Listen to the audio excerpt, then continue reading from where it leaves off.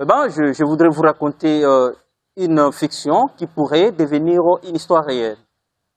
Imagine un instant un monde où l'Afrique ne dépend plus de l'Occident, où ce sont les Américains et les Européens qui dépendent de nous pour manger, se soigner et innover. Est-ce que c'est un rêve? Non, c'est possible. Ça dépend que de toi, de moi et les jeunes africains.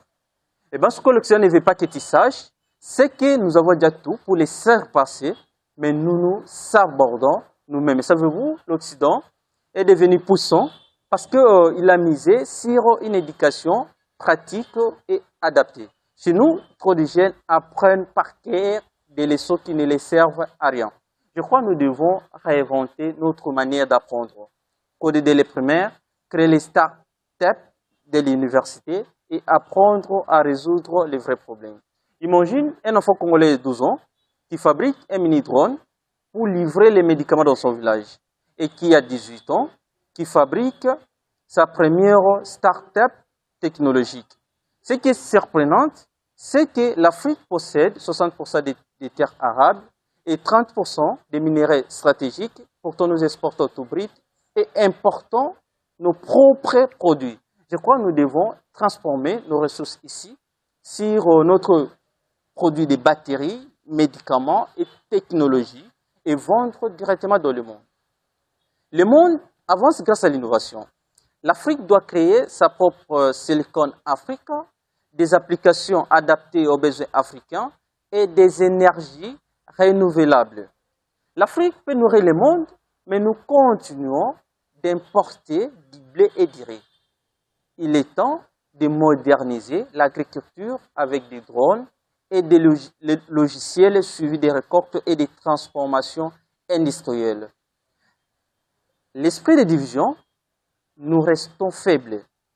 Une Afrique unie avec des lois claires et une justice appliquée peut négocier d'égal à égal avec les États-Unis et la Chine. Et pour cela, il faut investir dans les infrastructures modernes, comme les routes, les rails, l'électricité et l'Internet. Ça, c'est là aucune économie ne peut émerger. Voilà, un peuple malade ne peut pas produire. Il est crucial de développer une industrie pharmaceutique locale. Imagine que demain l'Occident vienne supplier nos hôpitaux pour des vaccins médicaux. Et si nous avons des projets innovants, sans justice et sans état de droit, tout échoue. Il faut lutter contre l'impunité et garantir l'égalité devant la loi. L'Occident domine aussi par la culture. Nous devons valoriser nos langues, nos musiques et nos modes pour que le monde consomme aussi l'Afrique. Déjà, l'afro-bien et nous lui faut danser et rêver le monde.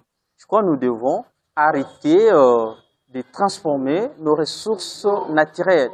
Il nous faut des usines locales. Nos universités et laboratoires doivent devenir un moteur d'innovation. Financer les start-up et les jeunes innovateurs permettra de créer des solutions locales adaptées à nos besoins.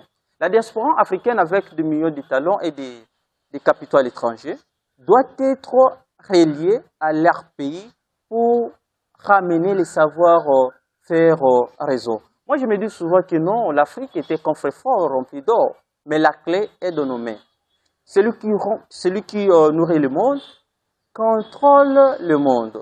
Si tu pouvais changer une chose dans ton pays, que ferais-tu aujourd'hui? Et pourquoi? Et pourquoi attendre? Regarde autour de toi. Le Nigeria domine la musique. Un enfant Malawi a fabriqué une mini-éolienne pour son village. Pendant ce temps, nous exportons 35 millions de dollars de nourriture alors que nous avons 60% des terres arables mondiales. Imagine ce que nous pourrions accomplir si nous décidions de maîtriser nos ressources, notre agriculture et notre technologie. Ne restez pas spectateurs. Commence dès aujourd'hui à apprendre, à collaborer, à créer et à inventer. Partagez cette vidéo, parlez-en avec 3 amis et commence un petit projet aujourd'hui. L'Afrique n'a jamais manqué de ressources, mais elle manque d'action, de vision et d'unité. Chaque jeune qui agit devient l'acteur du changement. Si nous décidons aujourd'hui, l'Afrique deviendra un pays qui dépendra le monde. Mais si nous attendons, nous resterons derrière encore 50 ans. Alors le choix est entre nos mains.